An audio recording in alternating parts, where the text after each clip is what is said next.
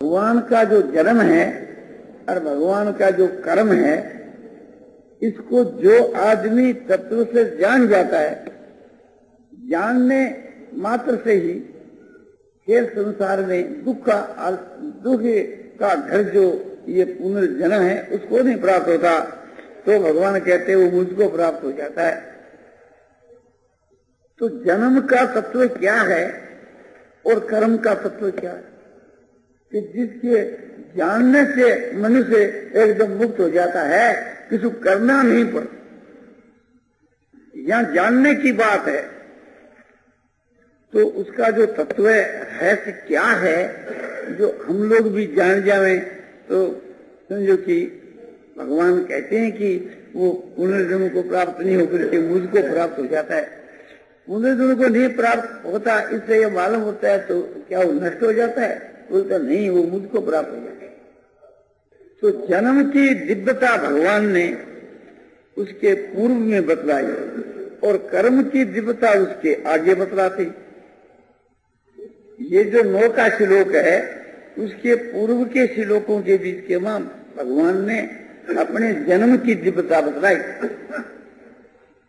क्योंकि जन्म कर्म से, क्रम जो है, क्रम एक प्रकार से पहला शब्द आया जन्म, उसके बाद शब्द आया कर्म।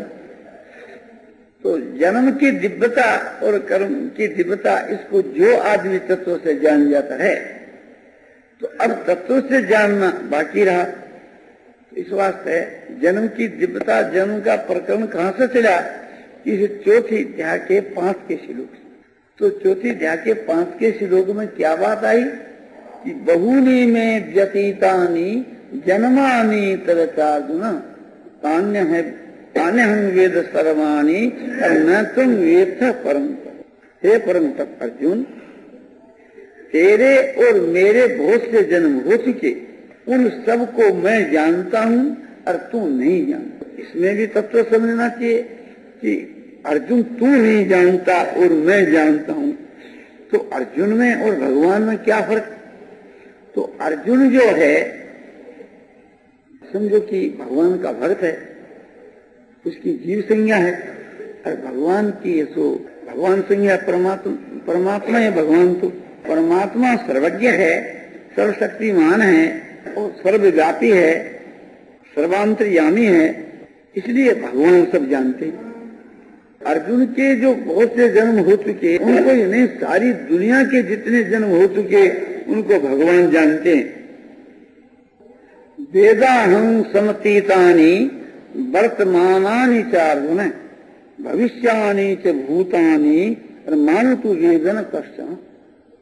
वेदाहं समतीतानि, जो जितने प्राणी पहला हो चुके हैं उन सब को भगवान कहते हैं मैं जानता हूं, और वर्तमान के वहां जितने प्राणी हैं उन सबको भी मैं जानता हूं, और भविष्य में जो होंगे उनको भी सबको मैं जानता हूं।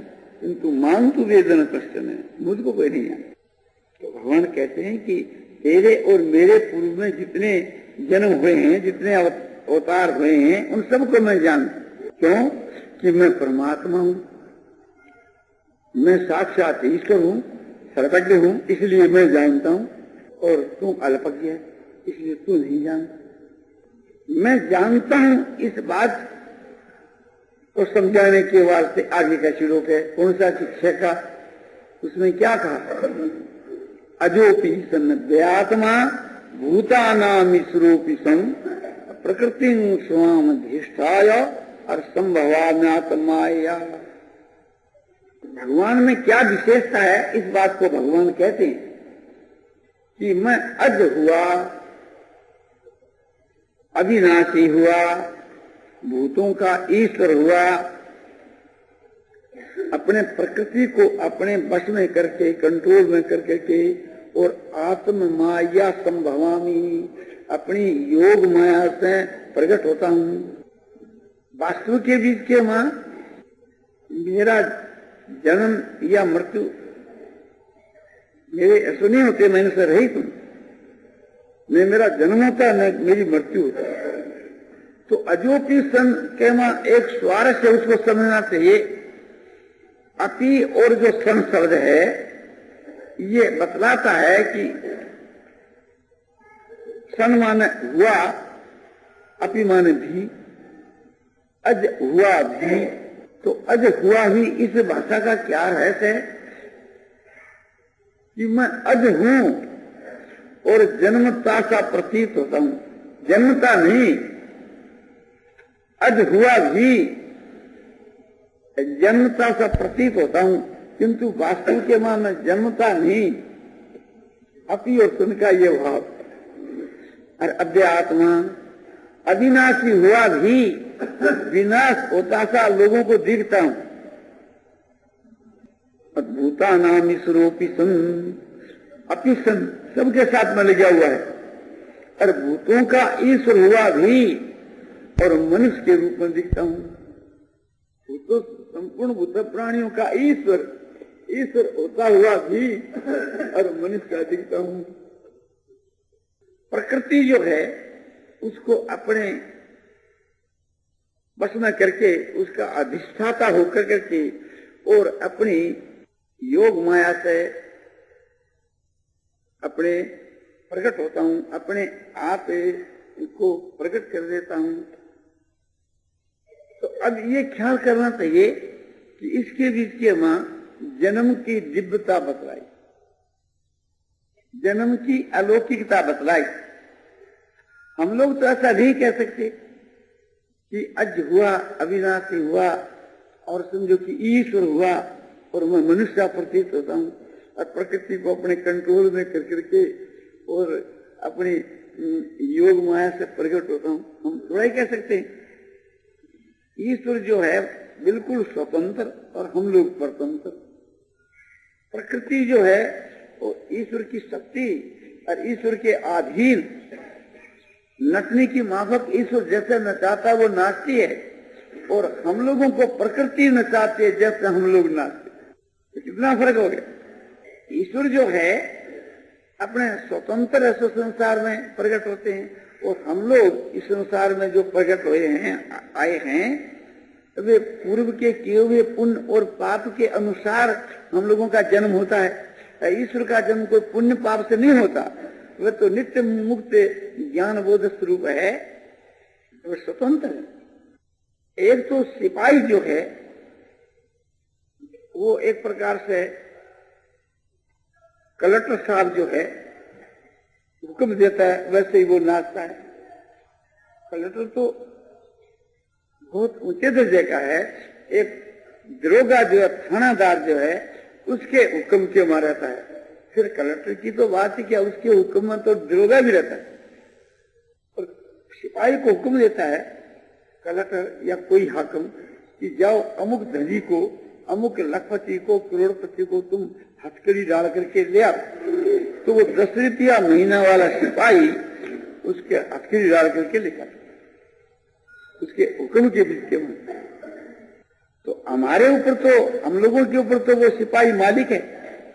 हम तो एक प्रकार से डरते कांपते हैं। संसार के साधारण मनुष्य तो उसके वो हुक्म में रहता है।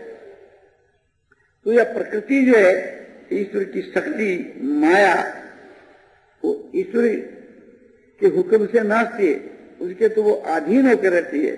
और हम लोग जितने संसारी आदमी हैं वे प्रकृति के बस में पड़े, जैसे वो नचाती है बस नाचती। तो रात दिन का फर्क हो गया ना हम लोगों के और ईश्वर के में। हम लोगों के जन्म में और ईश्वर के जन्म में रात दिन का फर्क है। देखो ख्याल करो, भागवत के 10वें स्कंद के पूर्वार्ध के बीच के वहां ये बात दिखलाई कि जिस समय के बीच के वहां भगवान श्री कृष्ण जी अपने कारागार के वहां प्रकट हुई। कौन से स्वरूप तो है? वैष्णव स्वरूप से थी, शंख चक्र गदा पद्म ऐसे दिव्य रूप से थी, मनुष्य रूप से नहीं प्रकट हुई। उसको देख करके वसुदेव जी और देवकी स्तुति करने लगे और कहने लगे कि आप इस रूप को समेट लीजिए और बालक का रूप धारण करिए, नहीं तो कंस हमारे को तंग करेगा, तकलीफ देगा। भगवान ने कहा कि मैं इस रूप को क्यों धारण किया कि आप लोगों को यह मालूम हो जावे कि साक्षात परमात्मा ने हमारे घर में अवतार दे दिया, इसलिए मैंने अपना असली रूप धारण करके दर्शन दिया है। अब आप कहते हो तो मैं वैसा ही बन जाता हूं। और बहुत सी बातें कही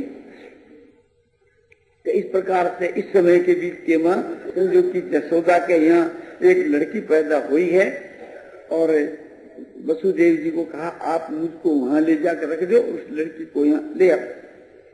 और वैसा ही उन्होंने किया और वे ले गए। उस समय के बीच के वहां समझो कि कारागार के ताले अपने खुल गए, पहरेदारों को नींद आ गई, जन्म खूब बढ़ी। तो भगवान ने सोचा कि तेरे चरणों के लिए बढ़ रही है, चरण लंबे कर दिए तो चरणों को छू करके जमुना शांत हो गई। उनको रास्ता मिल गया, वहां आगे जाकर के देखे तो जसोदा को निद्रा आ गई। तो कृष्ण जी को तो वहां छोड़ दिया और उस लड़की को लेकर के चले आए। इस प्रकार से बहुत विस्तार की कथा है। अपना तो इतना ही प्रयोजन है यहाँ कि भगवान वहां प्रकट हुए विष्णु रूप से थी और फिर अपने उस रूप को आपने समेट लिया, यानी अंतर्धान हो गए और फिर बालक के रूप में प्रकट हो गए। तो अब ये विचार करना चाहिए कि भगवान जो विष्णु के रूप से प्रकट हुए थे, दिव्य रूप से देव रूप से थी, वो रूप कहां से तो आया कहां गया? तो प्रकट हुए और समझो अंतर्धान हो गए, जन्मे मरे नहीं थे। इसी प्रकार से थी ये जो इस रूप में कृष्ण के रूप में भी प्रकट है और फिर आपने अंतर्धान हो गए। आप देखो भगवान जब परलोक को सिधारे श्री कृष्ण जी, तो भागवत में ये दिखलाया है इसी शरीर से थी अंतर्धान हो गए, सह शरीर चले गए, उनका शरीर रहा नहीं। क्यों? इसलिए कि फिर भी भविष्य में भक्त लोग इसी रूप की आराधना करेंगे तो फिर मैं आकर के दर्शन दूंगा। तो इसलिए भगवान का जो विग्रह है वो एक प्रकार से अपने यहाँ इस देश में हमारे नहीं रहा, नहीं तो एक प्रकार से आपने उसके शरीर की कोई दाह क्रिया करते, ऐसी बात नहीं। और यही बात भगवान श्री राम के विषय में आती है। भगवान श्री रामचंद्र जी ने जन्म लिया और जन्म लेकर के ये जो शरीर है उसके विषय में तुलसीदास जी तो कुछ नहीं कहते, किंतु वाल्मीकि रामायण के मां कथा आती। वाल्मीकि रामायण में इस प्रकार से कथा आती है उत्तरकांड में, वाल्मीकि रामायण के उत्तरकांड में, कि वहां ब्रह्मा जी के भेजे हुए जो काल भगवान आए और काल ने आकर के कहा कि मैं एकांत में बात करना चाहता हूं श्री राम से। राम ने कहा बहुत अच्छी बात है। तो बोले ऐसा एक प्रतिबंध लगा दिया जावे कि हमारे एकांत में बात करने के समय दूसरा कोई नहीं आने पाता। ठीक है, तो पहले के ऊपर लक्ष्मण जी को खड़ा कर दिया और ये नियम बना दिया कि हमारे एकांत में बात करने के समय में कोई आकर विघ्न डाल देगा तो उसको मृत्यु दंड दिया जाएगा, उसको फांसी का दंड दिया जाएगा। उसी समय के बीच के वहां समझो कि आपने दुर्वासा ऋषि आ गए। दुर्वासा ने कहा कि श्री राम से मुझको बात करनी है। बोले महाराज अभी वे एकांत के मां हैं, प्रतीक्षा करिए। बोले नहीं, हम प्रतीक्षा नहीं करेंगे, या तो तुम राम से मुलाकात करा दो और नहीं तो तुम्हारे सब कुल को अभी भस्म कर दो। देखा कि ये तो बड़ी मुश्किल बात हुई। उन्होंने कहा कि यदि मैं खबर दूंगा तो केवल मेरी मृत्यु होगी, कुल तो बच जाएगा। अच्छा महाराज, अभी मैं महाराज के पास में जाकर के आपकी बात पेश करता हूँ, हुक्म लेकर। लक्ष्मण जी कह करके महाराज के पास में गए। उधर में महाराज काल से बात कर रहे थे। काल ने कहा कि मैं ब्रह्मा जी का भेजा हुआ आया हूं, 11,000 वर्ष की जो अवधि थी वो समाप्त होगी। ब्रह्मा जी ने आपको याद किया है और मुझको भेज कर ये बात याद दिलाई है, मैं साक्षात काल हूं। तो बोला कि ठीक है, ब्रह्मा जी कह दो कि मैं जल्दी आ। महाराज की बातचीत होगी, इतने में लक्ष्मण पहुंचा। इस पर ये हाल है, दुर्वासा ऋषि दरवाजे पर खड़े। बोले अच्छा ले आओ। फिर आए, बातचीत हुई फिर काल भी चला गया, दुर्वासा भी चले गए। फिर वशिष्ठ जी के सामने ये सवाल रखे, हमारा क्या करना चाहिए? हमारा इकरार था कि जो बीच में आकर के विघ्न गिनती उसको मृत्यु दंड देना चाहिए। तो लक्ष्मण मेरा सहोदर भाई है, इसको मृत्यु दंड में देऊं तो ये भी ठीक नहीं, और नहीं देऊं तो हमारा वचन मिथ्या होता है, ये भी ठीक नहीं। तो क्या करना चाहिए? तो गुरु जी ने कहा कि बात यह है कि छोटे भाई का जो त्याग है वो भी उसके मृत्यु दंड के समान है। इसीलिए लक्ष्मण का तुम सदा के वास्ते त्याग कर। कहा कि लक्ष्मण मेरे द्वारा तुम सदा के वास्ते त्यागे गए। लक्ष्मण जी जो है बस ये सुन करके चले। अब भगवान ने सोचा कि अब निमंत्रण तो आ गया, अब सबको ही चलना है। तो भगवान सबको खबर दे दी, अपने जो प्यारे हैं, शत्रुघ्न हैं, भरतोहंत है ही, और समझो कि जितने अपने प्यारे थे, बांदरादि है, भविष्यवादी है, सुग्रीवादी है, अंगराजी है, सबको खबर पहुंचा दी। इस प्रकार से हमारा यहाँ से विदा होने का विचार है। और भगवान एक प्रकार से ये हुक्म कर दिया कि जिसको हमारे साथ में जाना हो वो सरजू के ऊपर चले और सरजू में स्नान करेगा, उसका वहीं शरीर ऐसो रहेगा। अब भगवान गए तो आकाश के बीच के वहां देवताओं के विद्वान आकर इकट्ठे हो गए। ब्रह्मा जी भी ऐसे खुद आए और आकर के भगवान से कहा कि प्रभु, अब एक प्रकार से हम लोग सब आए हैं, आपकी क्या आज्ञा होती है? तो ये कहा कि जितने जो अयोध्यावासी मेरे साथ में आकर के सरजू में गोता लगाया है, उनको तो सबको साकेत लोग पहुंचा दिया जाए।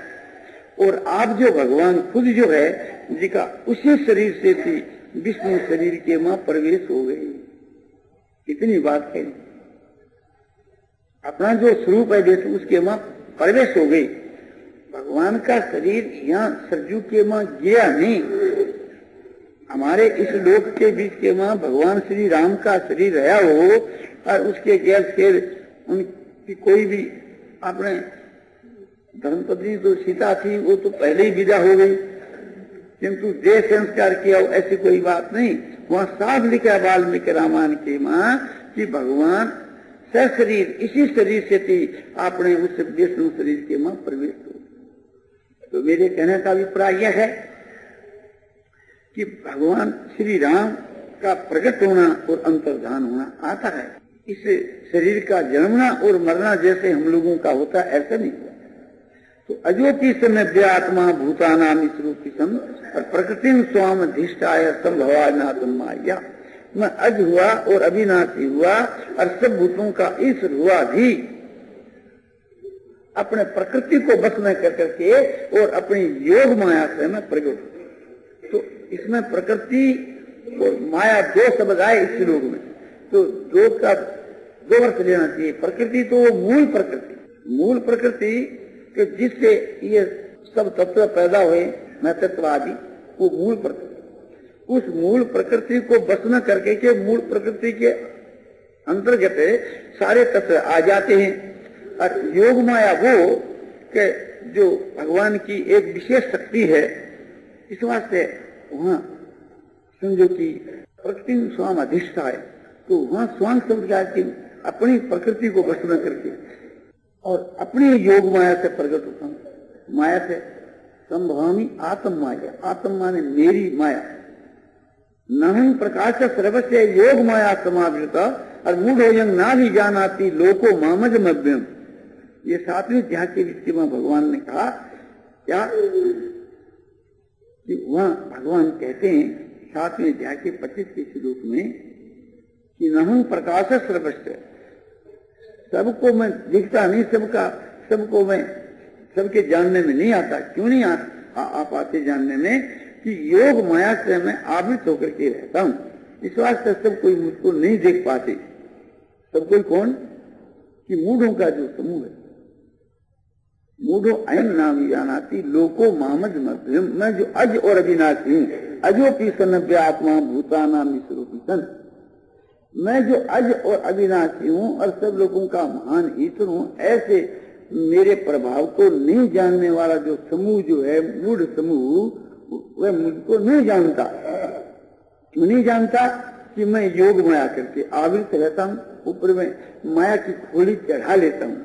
तो भगवान जो इस संसार में अवतार लेते हैं तो अपनी योग माया के पर्दे के मां ढक करके रहते हैं, इसलिए हर एक आदमी उसको जानता है। और भगवान जिस पर कृपा करते हैं, जिसको जानना चाहते हैं, वो जान जाता है। तो यहाँ और वहाँ, यहाँ कहीं प्रकरण आया गीता में यही बात आई कि मैं अज और अविनाशी हूँ। इस मेरे स्वरूप को, मेरे प्रभाव को मूढ़ लोग नहीं जानते हैं। दूसरी जगह कहा कि 9वें अध्याय के 11 के शुरू, अब जानंती मांग मूढ़ा मानुषिन तनुमाश्रितम परम भावम जानंतो मम भूत महेश्वरम। मम भूत महेश्वरम परम भावम, मेरा जो परम भाव है, भूतों के ईश्वरों का भी ईश्वर, भूतों का जो मैं महान ईश्वर हूँ, ऐसा जो मेरा प्रभाव है उसको मूढ़ों का समूह है सो नहीं जानता है। इसलिए क्या करते हैं कि वे मेरा तिरस्कार करते हैं।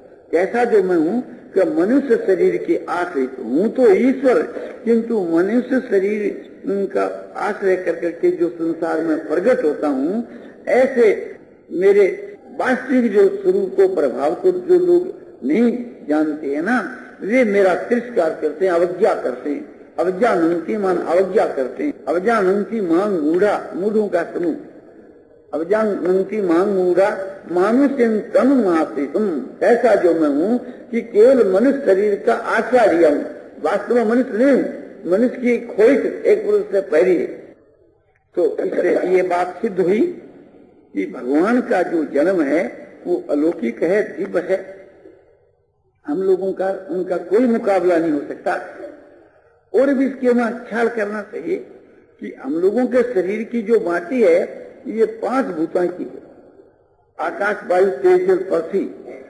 तो ये इस वास्ते एक प्रकार से ये क्षणिक है, नाशवान है।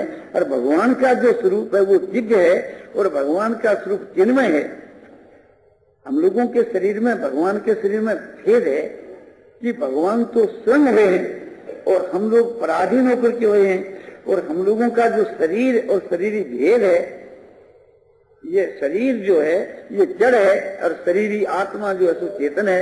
इदं शरीरम कौन्तेय क्षेत्र मिथ्या विधीयते एतद्योवेति तं परा क्षेत्र ज्ञेति तद्विद है।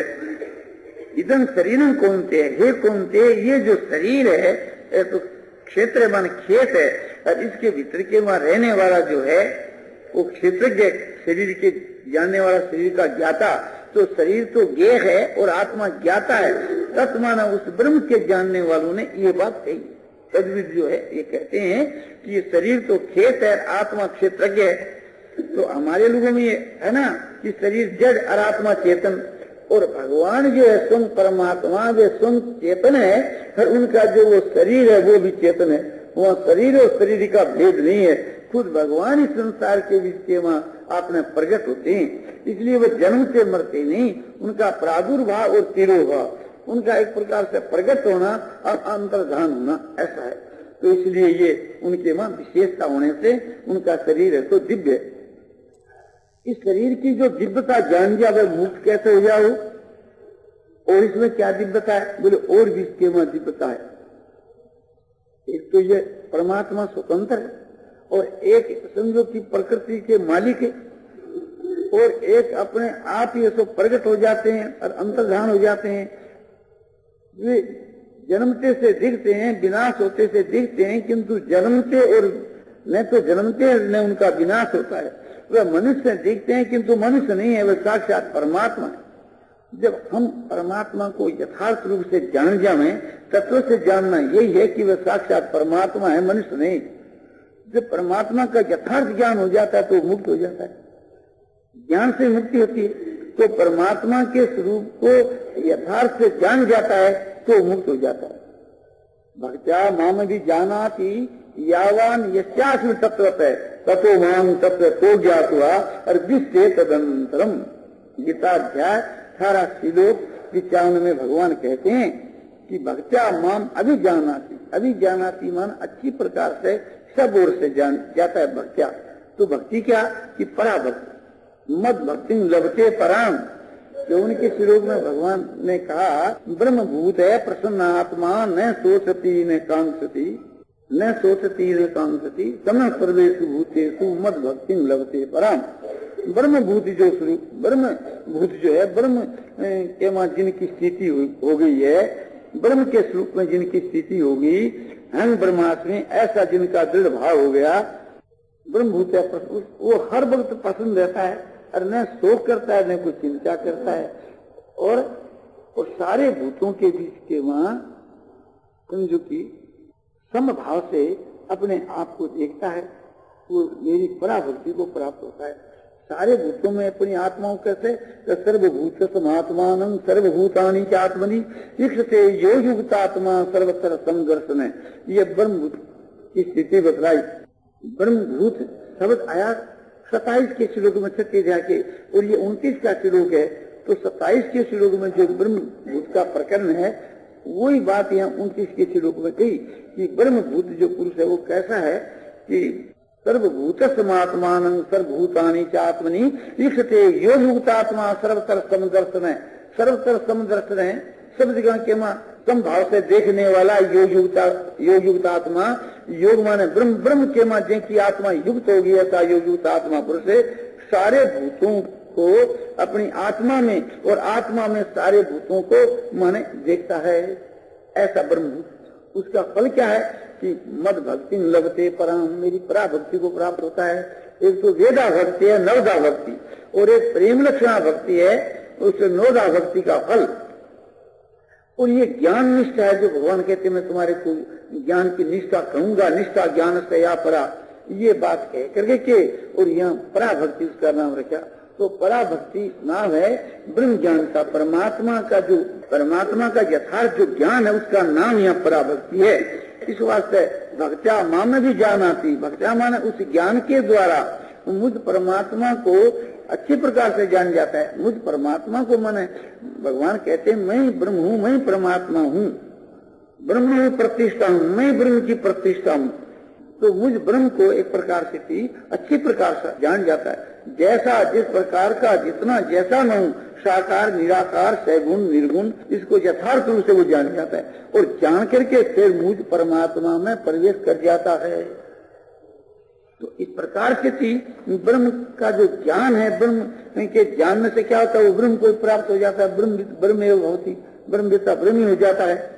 तो यहाँ भगवान का कहना यह है कि वो ब्रह्म मैं ही हूँ, मैं साक्षात परमेश्वर हूँ, मैं साक्षात ब्रह्म हूँ। मैं आज कृष्ण के रूप में स्थित होकर के जो तुम्हारे को दिख रहा हूँ, अर्जुन को भगवान कहते हैं, वो साक्षात ब्रह्म मेरा ही स्वरूप है। तो ब्रह्म के ज्ञान से थी परमात्मा के ज्ञान से परमात्मा की प्राप्ति हो जाती है। तो ये कोई अनुचित बात नहीं थी। अब ये कहते हैं कि ठीक है कि आपका अवतार कब होता है ये जानने की इच्छा हुई। तो दूसरा श्लोक कहते हैं कि यदा यदा ही धर्मस्य ग्लानिर्भवति भारत अभ्युत्थानं धर्मस्य तदात्मानं सृजामि हम। जब जब धर्म की हानि होती है, जब जब पाप की वृद्धि होती है, तब तब मैं अपनी आत्मा को रचता हूँ, यानी अपने स्वरूप को प्रकट करता हूँ, अवतार लेता हूँ। जब जब धर्म की हानि और पाप की वृद्धि, धर्म की हानि होती है, पाप का उत्थान होता है, पाप की वृद्धि होती है, तब तभी मैं संसार के मां अपने अवतार लेता हूँ। क्यों लेते हो कि परित्राणाय साधूनां और विनाशाय च दुष्कृतां और धर्म संस्थापनार्थाय और संभवामि युगे युगे। साधुओं के उद्धार करने के लिए, जो संसार में श्रेष्ठ पुरुष हैं उनके उद्धार करने के लिए, और जो पापी पुरुष हैं, नीच पुरुष हैं, उनका विनाश करने के लिए, उनको दंड देने के लिए